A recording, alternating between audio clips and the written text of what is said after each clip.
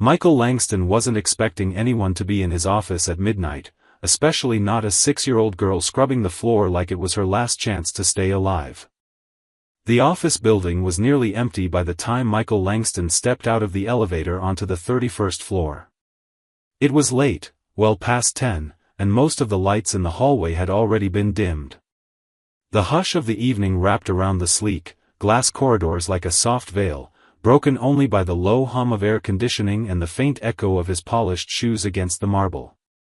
He carried his phone in one hand, a tired expression etched into the lines of his face, eyes scanning a long list of emails he had no interest in answering tonight. He pushed open the heavy glass door to his corner office, expecting silence and stillness. But the moment he stepped inside, he stopped. There was someone there. A small shape hunched near the floor by the window, moving slowly back and forth. It took him a second to register what he was seeing. It was a child. A little girl. She couldn't have been older than 6, her tiny frame dressed in a loose blue jumpsuit that hung from her shoulders. On her hands were yellow rubber gloves that looked too big for her fingers. She was on her knees with a sponge in one hand, scrubbing a stubborn mark from the polished tile floor beside the massive glass windows that overlooked the city skyline. A small plastic bucket sat beside her, filled with cloudy water that sloshed with each movement. Michael stood frozen in the doorway, stunned. For a moment, he didn't speak, thinking perhaps he was imagining her, the way fatigue sometimes played tricks on the mind after long hours. But she was real, so real, with chestnut brown hair pulled into a loose braid down her back and soft brown eyes that finally looked up at him when she realized she wasn't alone. He stepped forward slowly, his voice low and incredulous. "What are you doing here?" She blinked once, then looked down again, her hand stilling on the sponge. "I'm cleaning," she said quietly. "You're cleaning?" he repeated, his tone sharper now, a mix of disbelief and rising anger. "Why are you cleaning? You're just a child." The girl didn't flinch. Her small voice was calm, steady in a way that didn't fit her age. "Because I have to. I'm alone. No one else will help." Michael stared at her, unable to speak for a moment. 1,000 thoughts collided in his mind: legal liability, who brought her here, how she got past security, but none of them mattered as much as the image in front of him. A 6-year-old girl, working as a janitor, in his office, alone at night. He crouched down in front of her, his suit tightening at the shoulders, his eyes level with hers. "Who brought you here?" he asked. "My aunt," she said. "She works at night. I help her. She said if I help, she'll let me stay." "Stay where?" "Her apartment. It's small. She says I have to earn it." Michael clenched his jaw. The anger rising in his chest was different from what he was used to in boardrooms and business meetings. This was personal. This was human. He stood up abruptly, pulled out his phone, and dialed his assistant. "Get me security. Now," he said. Then, glancing down at the girl again, he softened. "What's your name?" "Sadie," she answered. "Sadie what?" "Sadie Monroe." He repeated her name in his head as he walked to his desk, his mind racing. There were laws against this. Protections. People were supposed to care. He sat behind the desk and watched her sitting there on the floor, holding her sponge like it was the only tool she had to keep herself afloat in the world. Security arrived minutes later, confused until they saw the child, and then silent as Michael gave them orders. The woman listed on the janitorial staff's after-hours logbook, Sadie's so-called aunt, was removed from the building before the hour was up. Michael didn't want to hear her excuses. He didn't care how desperate she was or how much she needed the job. He only cared that she had left a little girl to clean floors like a servant, hidden behind the hum of late-night office life. When they asked what to do with the child, he hesitated. "She's not going to a shelter tonight," he said firmly. "But sir," the head of security began, but Michael raised a hand. "She's coming with me." It was impulsive. Reckless, even. He was well aware of the legal complications, the paperwork, the risk to his spotless reputation. But he didn't care. He couldn't walk away from her. Not after what he'd seen. That night, Michael Langston, a man known for keeping everyone at a distance, took home a child he'd never met, simply because she had looked up at him with eyes too tired for 6 years old and told him she had no one. And somewhere deep inside him, something cracked open. Something he thought had long since turned to stone. The ride home was quiet. Sadie sat in the back seat of Michael's black town car, her legs swinging slightly above the floor, hands folded neatly in her lap. She didn't ask where they were going. She didn't seem afraid, only tired, her eyes drifting toward the window where raindrops blurred the city lights. Michael sat beside her, watching her from time to time, trying to make sense of what he was doing. He had always made decisions quickly in business, guided by instinct and calculation, but this wasn't a calculated move. This wasn't a decision at all. It felt more like an inevitability. He wasn't sure what he had expected when he brought her into the car. That she would cry? Ask questions? Maybe fall asleep and forget where she was? But she didn't. She remained still and composed, too composed for someone her age. The silence between them wasn't uncomfortable, just heavy, like they were both aware they had crossed an invisible line neither of them fully understood. When they arrived at his penthouse, the doorman gave him a curious look but said nothing. Michael led Sadie through the marble lobby and up the private elevator, the quiet hum of motion filling the space between them. Once inside, she followed him down the hall without hesitation, her small sneakers squeaking lightly against the hardwood. He stopped in front of the guest bedroom, the one he hadn't used in years, and opened the door. The room was clean but plain, white walls, a simple bed, a small dresser, and a reading lamp. "This will be your room for now," he said, unsure of what tone to use with a 6-year-old. "If you need anything, just knock. I'll be across the hall." She nodded once and walked inside, her eyes scanning the space with a kind of quiet efficiency. She didn't ask for toys or a story or a glass of water. She simply sat on the edge of the bed, folded her hands in her lap, and looked at him. "Thank you," she said softly. He blinked, caught off guard by her calm. "You're welcome." She didn't say anything else, and neither did he. After a moment, he closed the door gently behind him and stood in the hallway, exhaling slowly. He didn't go to his room. Instead, he walked into the kitchen and poured himself a glass of scotch. The city sparkled outside the floor-to-ceiling windows, indifferent to the shift that had taken place inside his home. He leaned against the counter, sipping slowly, trying to reconcile the man he was supposed to be with the one who had just brought a stranger, a child, into his home. The next morning came earlier than expected. Michael, usually up by 6, was already dressed and working through emails when he heard soft footsteps in the hallway. Sadie appeared in the doorway of the living room, dressed in the same blue jumpsuit she'd worn the night before. Her hair was messy, but her face was clean. She looked small against the vastness of the room, but she stood with a quiet dignity that made her seem older than she was. "Good morning," he said. "Good morning," she replied. "Are you hungry?" She hesitated. "Yes." He guided her into the kitchen, awkwardly navigating the unfamiliar territory of caring for a child. He didn't cook. There were chefs who came 3 times a week to prepare his meals in advance, but this morning he made scrambled eggs himself, standing stiffly at the stove while she sat at the counter watching him. She ate slowly, neatly, not wasting a bite. He watched her more than he should have, fascinated by the way she moved, the way she didn't speak unless spoken to. Most children he'd seen, his employees' kids at company events, relatives he barely remembered, were noisy, unpredictable, often demanding. Sadie was none of those things. After breakfast, he called one of his lawyers, requesting immediate research into emergency guardianship laws and procedures. He wasn't sure what would happen next, but he knew he wasn't sending her back to the woman who had forced her to scrub floors at night. Not after what he'd seen. Throughout the day, he worked from home, a rare change in his routine. Sadie stayed mostly in the guest room, reading from a small stack of children's books Lydia, the housekeeper, had brought by.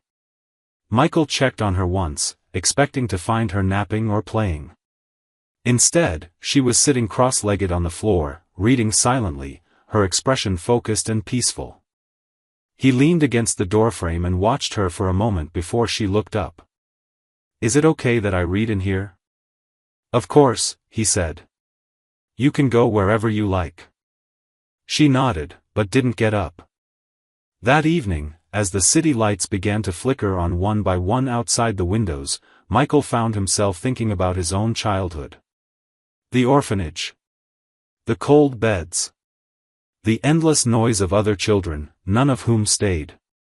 He had been Sadie's age when he realized no one was coming for him.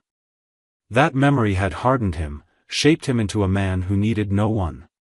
But watching Sadie now, so quiet, so contained, he wondered what would have happened if someone had stepped in for him. If someone had looked at him and said, "I won't walk away." He wasn't ready to admit it aloud, but something inside him was shifting. Not quickly, and not entirely comfortably, but it was there.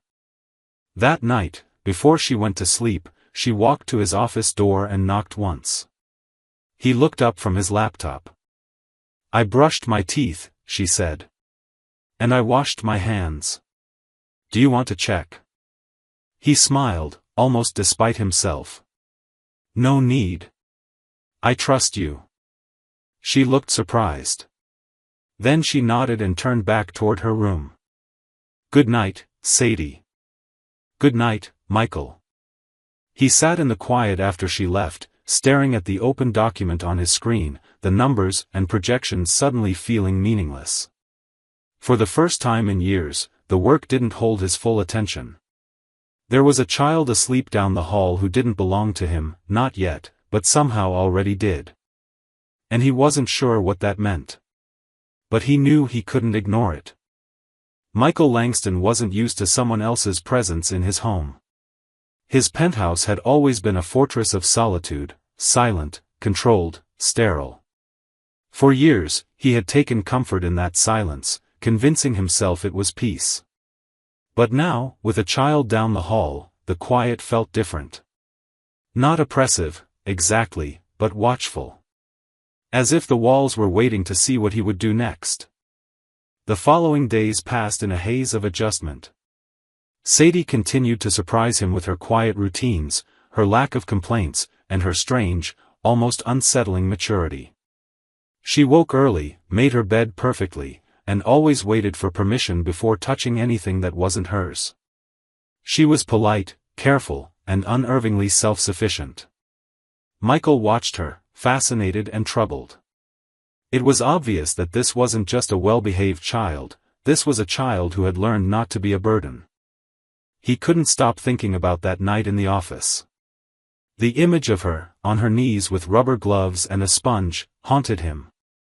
No child should ever know what it feels like to work to earn their right to sleep under a roof. It stayed with him in meetings, during phone calls, even as he reviewed contracts that once consumed his full attention. The sharper part of his mind told him this situation needed a resolution, a legal path, a clear plan. But the quieter part, the one he'd ignored for years, told him not to rush, not to hand her off to the system that had already failed her once.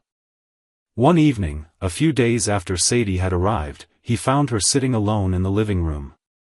The television was on, but muted, playing some animated film. She wasn't watching it. Her knees were drawn to her chest, arms wrapped tightly around them. He stood in the doorway for a moment before walking in and sitting on the armchair across from her. "Is something wrong?" he asked. She shook her head. "Are you sure?" She nodded, but after a pause, she said quietly, "Do you think they'll make me leave?" The question hit him harder than he expected. She didn't look at him when she asked. Her voice wasn't desperate. It was resigned, like she had already accepted the possibility and just needed to prepare for it. I don't want to leave, she added after a beat. It's quiet here. Nobody yells. Michael leaned forward, elbows on his knees, watching her carefully. No one is making you leave right now, he said. And I'm doing everything I can to make sure no one does. She finally looked at him then, her eyes wide and searching, as if trying to decide whether she could believe him. Do you promise? The word sat between them like a challenge. He didn't make promises. Not in business, not in life. Promises were fragile, emotional. But something about the way she asked, so careful, so small, made it impossible to dodge. I promise I won't let anything happen to you, he said. She gave a small nod and looked away, her arms still wrapped tightly around her legs, but her shoulders relaxed slightly. Later that night, he found himself walking into one of the storage rooms at the back of his penthouse, a space he hadn't entered in years. It was filled with boxes from old moves, unopened crates, things from another life. As he dug through them, he found a dusty cardboard box marked, Michael, Personal. Inside were photographs, books, a faded sweater, and at the bottom, a file folder with his name typed in block letters, a case file from his time in the system. He sat down on the floor with it, his back against the wall, and flipped through the yellowed pages. Notes from social workers, behavioral reports, records of failed placements. He read phrases like, disconnected, difficult to bond, emotionally distant. He saw how many times his file had been passed from one office to another, how few people had stayed involved for more than a few months. He closed the folder and sat there for a long time, staring at nothing, feeling the weight of a past he thought he'd outrun. He didn't want that for Sadie. He didn't want her to become another name in a folder, another forgotten child in the system. He didn't want her to learn, like he had, that being alone was safer than being disappointed. The next morning, he called his legal team. He told them to prepare the paperwork for emergency guardianship. They asked questions, of course, about liability, about media fallout, about his image, but he answered them all with the same flat certainty. She's staying here. Do what you have to do. That afternoon, he took Sadie to a children's store. She was hesitant at first, clinging to the doorframe like she didn't belong there. He had to gently coax her in, showing her rows of clothes, books, toys. She didn't run or ask for anything. She walked carefully down each aisle, touching things with only the tips of her fingers. He picked out items himself, clothes in soft colors, warm socks, pajamas with stars on them. He gave her a shopping basket and told her to choose whatever she wanted. She stood there for a long time, unmoving, before finally whispering, "Can I really?" "Yes," he said. "Anything you want." She chose a single book. A collection of fairy tales. That night, she sat on the couch beside him while he read to her from it. Her head rested lightly against his shoulder, and for the first time, he felt something shift in his chest, something warm, unfamiliar, and terrifying. He didn't know what kind of future he could give her. But he knew he would fight for it. Not because he felt responsible, and not because he was trying to make up for his own childhood. Because for the first time in his life, someone needed him, and he wanted to stay. Rain had been falling steadily all morning, a thin mist clinging to the windows as if the sky itself wasn't ready to release what it carried. Michael stood at the kitchen counter, a cup of black coffee cooling in his hand, watching the blurred skyline through the glass. The city looked distant, like a faded memory, unreachable and irrelevant.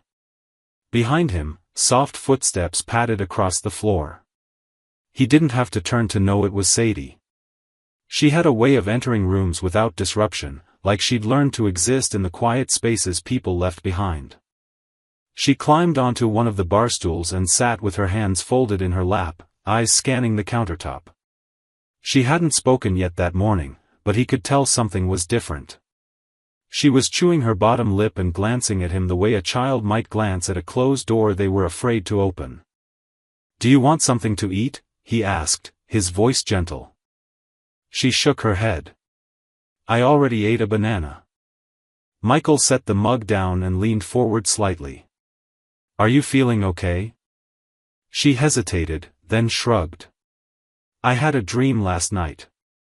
He didn't press her. He waited. I was back at my aunt's place, she continued softly. She said I had to clean the stairs before I could eat. I didn't have my gloves. My hands hurt. Michael's jaw tightened, but he kept his expression calm. It was just a dream. You're safe now. I know. Her voice cracked a little. But it didn't feel like a dream. It felt like before. Michael walked around the counter and knelt beside her stool so they were eye level. I can't promise you'll never have bad dreams again, but I can promise that no one will ever make you do that again. Not while I'm here. Sadie looked down at him, her eyes shiny but dry. You mean it? I mean it. Something shifted between them in that moment, not dramatically, but deeply. It was as if the thread of trust, thin and fragile, had finally been tied at both ends. She gave him a small nod, and he gently reached for her hand. It was warm and so small in his, like it had never been held without reason. Later that day, they spent time in the guest room, sorting the new clothes and books they'd bought. Michael had cleared space in the closet, installed a small bookshelf, and ordered a soft rug with a pale lavender pattern Sadie had quietly admired in a catalog. She didn't squeal or jump or react the way most children might have. She simply looked around the room and whispered, "It's really mine?" "Yes," Michael said. "All of this is yours." She didn't say thank you right away. She sat on the rug and ran her fingers along its texture. Then, after a pause, she looked up at him and asked, "What was your room like when you were little?" The question caught him off guard. He sat on the edge of the bed and stared at the floor, remembering. It was small. A shared room in the orphanage. We had bunk beds and lockers instead of dressers. My mattress had springs that poked through if I turned the wrong way. I didn't have anything that was mine. Not even shoes, really. Everything was passed down. "Did someone read to you?" she asked. "No," he said quietly. "No one really had time." Sadie stood and walked over to the bookshelf, selecting the fairy tale book she had picked out. She returned to the bed and placed it beside him. "Then maybe I can read to you," she offered. Michael smiled, surprised by how deeply those few words struck him. "I'd like that." She opened the book and began reading in a soft voice, her finger following each word. She stumbled sometimes, unsure of the longer ones, but she didn't ask for help. She wanted to do it on her own. He sat beside her, listening, watching the way her brow furrowed in concentration, how seriously she took the simple act of telling a story. He had read hundreds of contracts, thousands of documents, but he'd never listened so carefully to anything as he did to that 6-year-old girl reading from a book with worn corners and golden stars on the cover. When she finished the story, she leaned against him without a word, her head resting on his side. He didn't move for a long time. Didn't want to. He placed a hand gently on her back and let his eyes close for a few moments. For the first time since he was a boy, he felt like the silence wasn't empty. It was full. Full of breath and warmth and meaning. That evening, Michael made a call to his lawyer and requested a meeting with a child therapist recommended by the firm. He wanted to be sure he was doing the right thing, not just legally, but emotionally. He didn't know how to raise a child, but he was ready to learn. More importantly, he was ready to listen. After he hung up, he found Sadie at the dining table drawing with colored pencils Lydia had left for her. Her picture was of a tall building with a little girl at the top window and a man standing on the sidewalk looking up.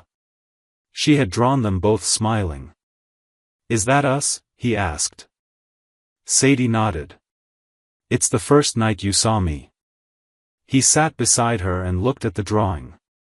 The lines were uneven, the colors imperfect, but it was the most honest thing he'd seen in years. "Thank you," he said. She looked confused. For what? For letting me be in your story. She smiled then, shy and small, but real. And in that moment, Michael Langston, who had once believed his life was complete in its isolation, knew without question that everything before her had been missing something he hadn't known he needed. Until now. The air in the penthouse had grown warmer, not in temperature but in spirit. The once sterile walls now echoed faintly with traces of life, footsteps that didn't belong only to Michael, laughter so quiet it felt like a miracle, and the occasional hum of a child lost in thought. Sadie had begun to feel at home, and although she never said it out loud, Michael could see it in the way she moved. She no longer hesitated before entering a room. She left her drawings on the coffee table instead of tucking them away. She slept without checking the door 3 times. He noticed it all, even the smallest changes. Her presence had woven itself into his days so completely that he found himself rearranging meetings, canceling late-night calls, and reading articles about parenting he would have once scrolled past without thought. But peace, especially the kind that arrives unexpectedly, never lasts without being tested. It began with a phone call on a Wednesday afternoon. Michael was in his home office, going over design revisions for a new property development when his assistant patched through an unexpected call from a woman with the Department of Family Services. Her voice was crisp and impersonal, laced with the kind of authority that made his chest tighten. She informed him, politely but firmly, that a formal report had been submitted regarding a minor, Sadie Monroe, currently in his custody without an official placement or approved guardianship. A follow-up visit had already been scheduled for the next day. He sat in silence for a moment, his pen motionless in his hand, and then he thanked her, ended the call, and stared out the window. The city skyline stretched before him, indifferent and eternal. He had known this moment would come. Nothing in his life ever went unchallenged for long. He called his legal team immediately, demanding everything be expedited, documents, court motions, interviews, evaluations. He wanted every signature, every necessary piece of paper filed within the hour. That evening, he didn't tell Sadie what had happened. He didn't want to worry her, not until he had answers, not until he could promise her something solid. But she must have felt the shift in his energy because she kept looking at him during dinner, her fork hovering above her plate. "You're quiet," she said finally. Michael forced a smile. "Just a lot on my mind." She nodded like she understood, and in some ways, she probably did more than most adults would have. But after she brushed her teeth and changed into pajamas, she came to his office door and lingered in the frame. "Are you still going to be here tomorrow?" The question nearly broke him. He looked up from his screen and met her eyes.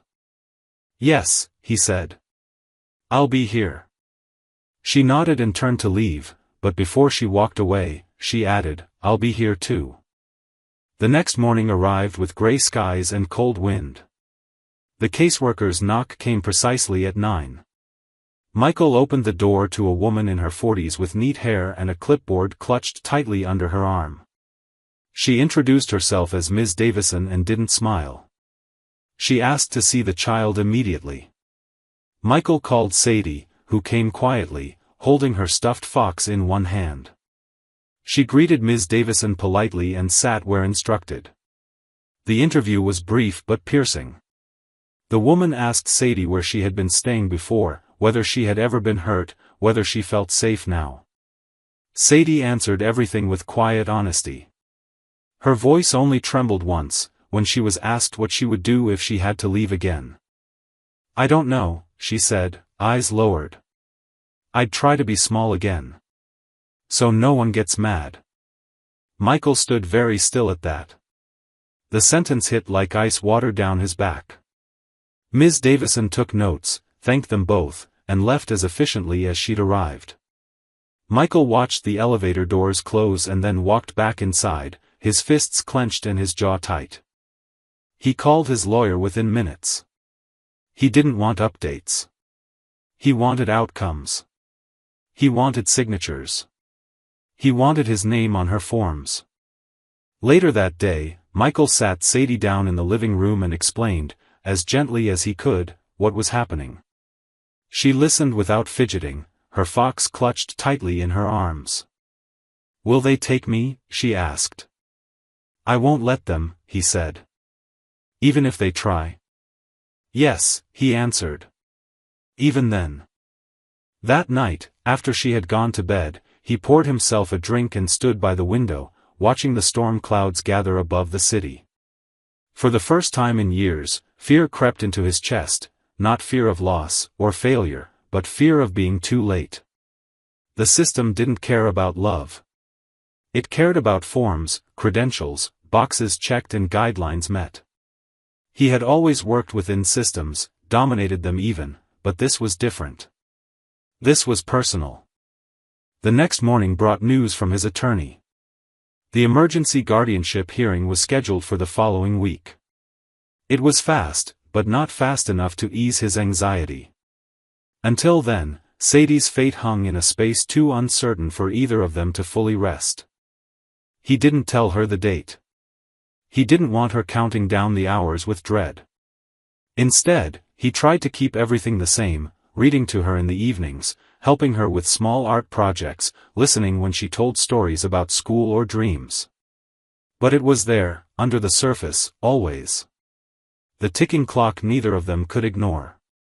One evening, as she colored at the kitchen table, she asked without looking up, "If they don't let me stay, will you still think about me?"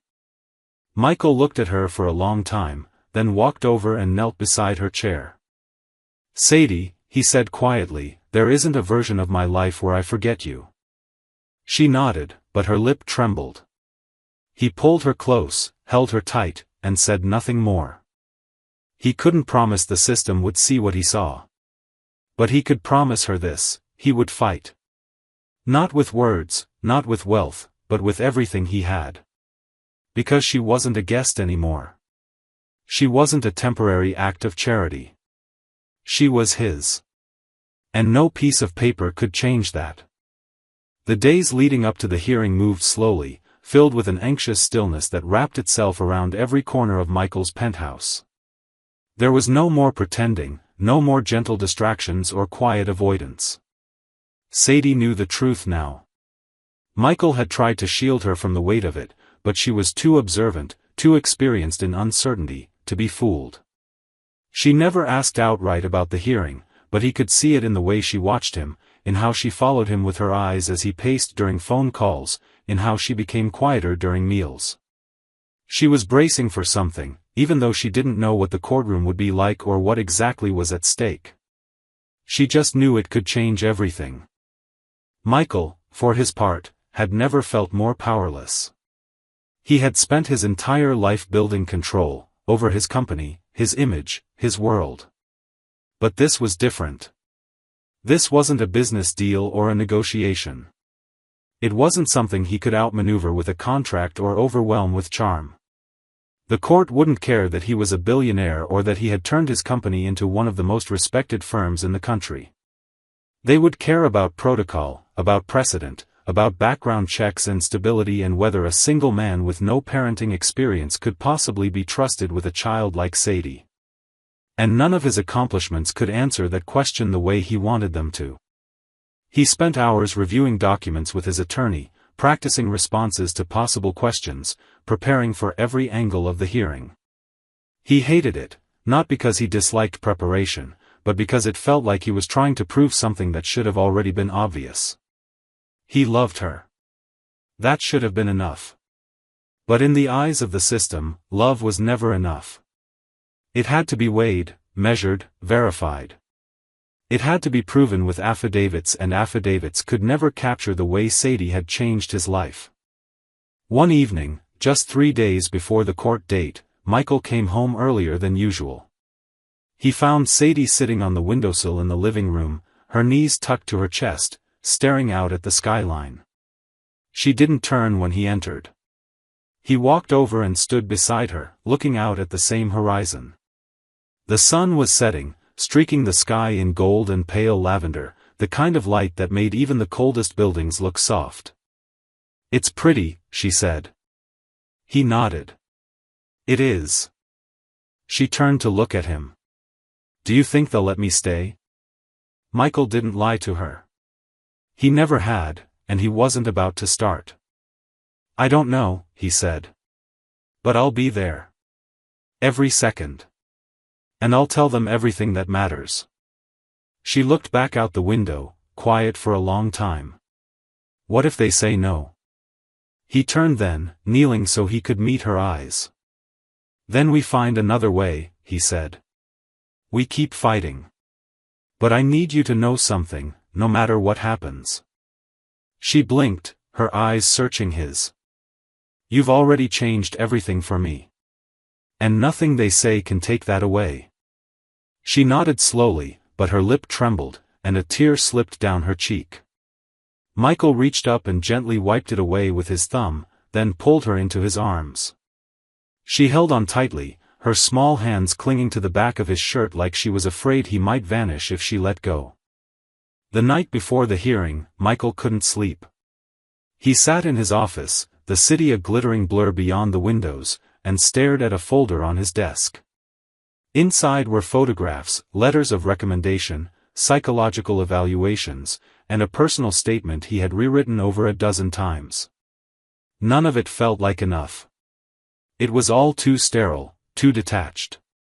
None of it said what he truly wanted to say, that Sadie wasn't just a child he had rescued. She was the one who had reached into the quiet ruins of his life and made him feel human again. Eventually, just after midnight, he opened a blank page and began to write, not for the judge or the attorney, but for her. He wrote about the night he found her in his office, how small and steady she had looked scrubbing the floor, how her voice had broken something inside him that he hadn't known was still breakable. He wrote about her questions, her quiet bravery, the way she never asked for more than what she needed but gave more than anyone expected. He wrote about how he had changed, not instantly, not easily, but permanently. And at the end, he wrote one simple sentence: I didn't save her, she saved me. The next morning came cold and gray. The drive to the courthouse was silent. Sadie sat beside him in the back seat, dressed in a dark green dress and a small wool coat that Lydia had chosen for her. She held his hand the entire way, her grip small but firm. Michael wore a tailored black suit, his tie perfectly knotted, every detail precise. He looked like a man ready for a press conference, but his heart beat like it was his first day in court. The hearing room was smaller than he expected. No cameras, no audience. Just the judge, the caseworker, a guardian ad litem, Michael's attorney, and Sadie. She sat beside him at the table, her feet not reaching the floor, her hands folded carefully in her lap. The judge asked the questions they'd prepared for. Background, income, stability, plans for schooling and childcare. Michael answered them all with calm precision. Then the judge turned to Sadie and asked the most important question of the day. Sadie, can you tell me, in your own words, where you'd like to live? There was a pause so long it made the room hold its breath. Sadie looked down at her hands, then up at the judge, and finally at Michael. I want to stay with him, she said. Because when I was alone, I didn't feel real. But when he talks to me, I feel like I exist. Like I matter. And I never want to go back to not mattering. Michael's chest tightened. His eyes burned, but he didn't look away. He held her hand tighter, and this time, she squeezed back. The judge looked down, made a note, and said nothing more for a long while. When she finally spoke, her voice was gentle. This court grants temporary guardianship to Mr. Michael Langston, pending further evaluation and review. The child will remain in his care. Michael exhaled. It wasn't everything, not yet, but it was enough for now. Sadie looked up at him, and in that moment, neither of them needed words. They had crossed something vast together, something most people never even see. And they had done it side by side. The weeks following the court's decision passed with a calm that felt almost fragile, as if any sudden movement might shake it apart. Michael found himself more protective than ever, not because the law required it, but because the experience had stripped away the final layer of distance he had allowed to remain between himself and Sadie. She was no longer a guest in his home. She was no longer a child he had temporarily rescued from a dark place. She was family now, whether the paperwork said it or not. And she began to feel it too, not in a loud or dramatic way, but in the quiet comfort with which she began to live. She laughed more. She drew pictures of the two of them and taped them to the fridge without asking. She called his name when she had a bad dream, and not once did she check the door 3 times before bed. Her trust, which had once been held so tightly behind those large, brown eyes, was now something she gave him freely, piece by piece, without even knowing she was doing it. Michael had expected to feel overwhelmed by the responsibility. He had expected to feel like he was losing control of his life. But what surprised him most was how much he liked the version of himself that existed when he was with her. He no longer cared if he missed a dinner with investors or rescheduled a board meeting. He woke up earlier to make breakfast with her. He started leaving work earlier to be home in time to help her with her reading. He didn't miss the man he used to be, because for the first time in his adult life, he didn't feel hollow at the center. Every day with her filled something he hadn't known was empty. But life had a way of reminding him that peace was always temporary. One Monday morning, Michael was sitting in his office at the company's headquarters, reviewing final plans for a luxury development that had been delayed twice already. His assistant knocked and entered without waiting for a response, something she never did unless it was urgent. Her face was pale, her expression unreadable. "There's someone here to see you," she said. "A woman. She says she's Sadie's biological mother." Michael stood slowly, the words not quite making sense. He had been told Sadie's parents were out of the picture. He had seen no records of a living parent with any claim. The aunt had abandoned her, and the court had cleared the way for guardianship. He followed his assistant down the hallway without speaking, heart thudding, thoughts racing. In the conference room sat a woman in her early 30s, with long, dark hair and weary eyes. Her hands were clasped tightly in front of her, and she looked up when he entered, her expression both nervous and determined. "My name is Emily Monroe," she said quietly. "Sadie is my daughter." Michael didn't respond immediately. He took the seat across from her, studying her face, searching for some trace of familiarity. And he saw it, around the eyes, the shape of the mouth. Sadie's features, mirrored faintly in this stranger. "I was told you were dead," he said, not accusing, just confused. "I might as well have been," she replied. "I was addicted. I lost everything. When they took her from me, I wasn't fit to fight it. I didn't even try. But I've been clean for over a year now. I finished a recovery program. I have a job. I have a place to live. And I want to see her." Michael's stomach turned. Part of him wanted to rage, to throw her out, to protect Sadie from any further disruption. But the other part, the part that had once been a child waiting for someone to come back for him, understood what it took to sit across from a stranger and ask for forgiveness. "She doesn't know you're alive," he said. "I know. That's why I'm not asking to take her. I just want to see her. Talk to her. Maybe explain." Michael didn't answer right away. He needed time, but he also knew there was no version of this that ended with hiding the truth. That night, he sat with Sadie in the living room and explained gently, carefully, what had happened. He told her that her mother hadn't stopped loving her, only that she had been sick and lost for a long time. He told her her mother was alive. And that she wanted to see her. Sadie didn't cry. She didn't ask why it had taken so long. She only asked, "Does she want me to live with her now?" "No," Michael said quickly. "She just wants to talk. Only if you want to." Sadie was quiet for a long time. Then she whispered, "Can you come with me?" Michael nodded. "Of course." The meeting was held in a private room at a neutral site, with a counselor present. Emily entered nervously, holding her purse like a shield. Sadie sat beside Michael, smaller than usual, her face calm but unreadable. Emily knelt to be at her level and didn't reach for her, didn't push. She only said, "You're so much taller than I remember." Sadie didn't respond, but she didn't turn away either. Emily spoke for a while, about her mistakes, her regrets, the choices she had made. She said she didn't expect forgiveness, just a chance to say what she should have said long ago. Sadie listened without interrupting. When Emily finished, there was silence. Then Sadie said softly, "I don't remember your voice." Emily's face crumpled, but she didn't cry. She nodded and replied, "That's okay. Maybe one day, you will." On the way home, Sadie leaned against Michael in the back seat. She didn't say much, but just before they pulled into the garage, she looked up at him and asked, "Will you still be my dad, even if I talk to her sometimes?" Michael's heart broke and healed all at once. "Always," he said.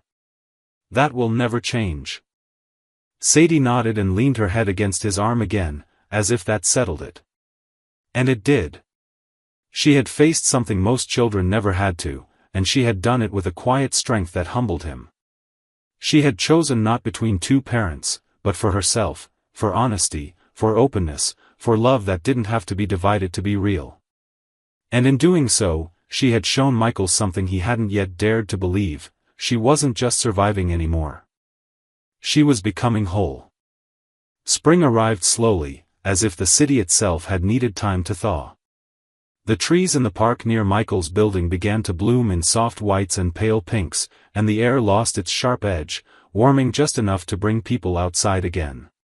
Children played on sidewalks, couples held hands beneath budding branches, and everything began to feel like it was starting over. In many ways, Michael felt that he was, too. But this time, it wasn't alone. Life with Sadie had become something steady, something unspoken and sacred.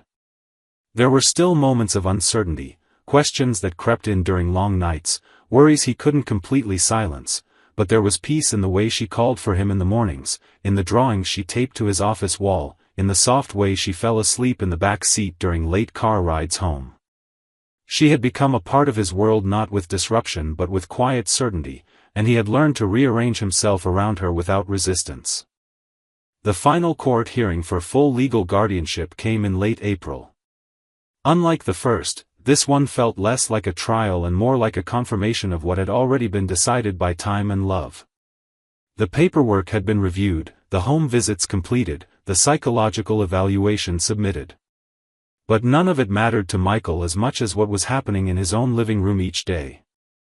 When they stood before the judge, Sadie held his hand tightly, wearing a light blue dress she had chosen herself and a silver bracelet Michael had given her the day before. It had her initials engraved on the inside. She had cried when she opened it, not from sadness or joy, but from the quiet overwhelm of being seen, remembered, chosen.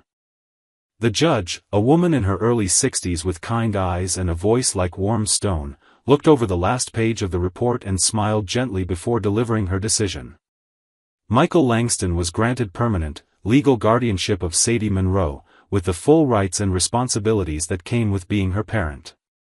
The words didn't echo, didn't ring out with dramatic flair, they simply landed, as quietly as a sunrise, shifting the shape of the world without needing applause. Afterward, they walked out into the light together, and Michael lifted Sadie into his arms. She buried her face in his neck and whispered, "Is it okay that I still feel like it's not real?" He hugged her tighter. "It feels real to me. Every second." She nodded, and that was enough. In the weeks that followed, Michael began putting plans in motion for something he had thought about since the day he saw her washing the floors of his office. He purchased a quiet building in Brooklyn, a rundown former school, and began the process of converting it into a community center for children in crisis. It would be a place for kids like Sadie, children who had been overlooked, passed between homes, told in too many ways that they were too much or not enough. The center would offer shelter, food, art therapy, education, and, most importantly, people who listened. He named it the Monroe House, not just in honor of Sadie, but in recognition of everything her name now meant to him. Sadie visited the site with him regularly.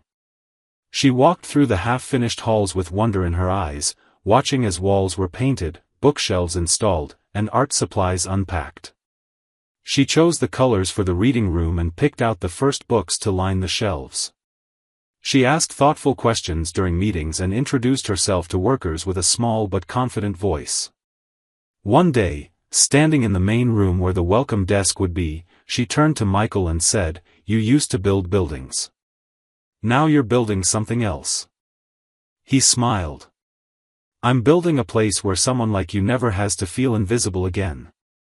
She stepped closer and took his hand. "That's the best thing you've ever built."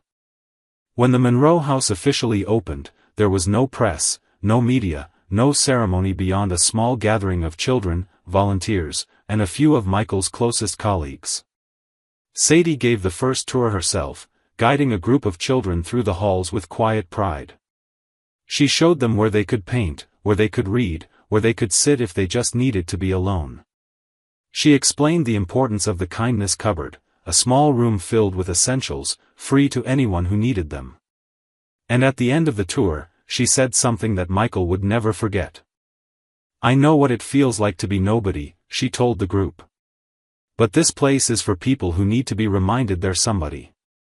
Later that night, when the last guest had gone and the lights in the building had dimmed, Michael and Sadie sat together on the front steps, eating ice cream from paper cups and watching the stars slowly appear above the city.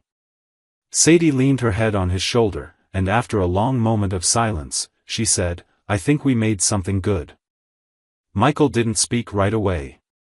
He looked down at her, at the way her hair curled at the ends, at the bracelet glinting softly on her wrist, at the child who had once been so quiet she barely spoke above a whisper and now filled rooms with meaning just by being in them. "We made each other," he finally said. She smiled and closed her eyes, the night wrapping gently around them. And for the first time in either of their lives, forever didn't feel like a word meant for other people. It felt like home. This story, at its heart, is not just about rescue, it's about recognition. It's about two people who were invisible in different ways, one, a child too small to be heard, the other, a man too guarded to be seen. What makes the ending powerful is not that it's happy in a traditional sense, but that it feels earned. The journey they take, slow, raw, often quiet, is full of the kind of choices that transform people not in grand, cinematic moments, but in the soft, persistent ones, showing up, listening, staying. The final image, of them on the steps of the center they built together, lingers because it's not triumphant, it's real. It says, healing is possible, family can be chosen, and even the most closed heart can open when someone brave enough walks through its silence.